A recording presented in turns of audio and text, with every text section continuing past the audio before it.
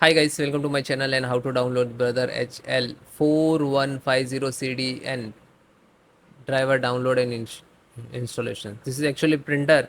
So open any browser, Google search box to type like that and click select this first. This is support.brother.com, this official website, and select the operating system Windows. Linux also there, mobile also there. So Windows 11, Windows 10, 30 to 64 bit also there, and server also. So click to 11, OK. After that it will open this options which driver you need. This is actually Bluetooth software and package, and this is printer driver. Click on it, scroll down, and this is download. Then it will start downloading in the download box within 1 minute. Yeah,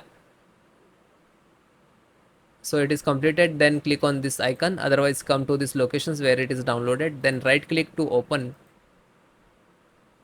After that, same locations, if you want to different, so you can it. Okay, so after that it will complete the 64 folder, and this is your printer driver. Then very important thing, click to start and then click on setting. After that, click Bluetooth and device, and then click printer and scanner, and then click to add device. So after the add the click, it will show the manual options within 5 seconds like that, and then click on it.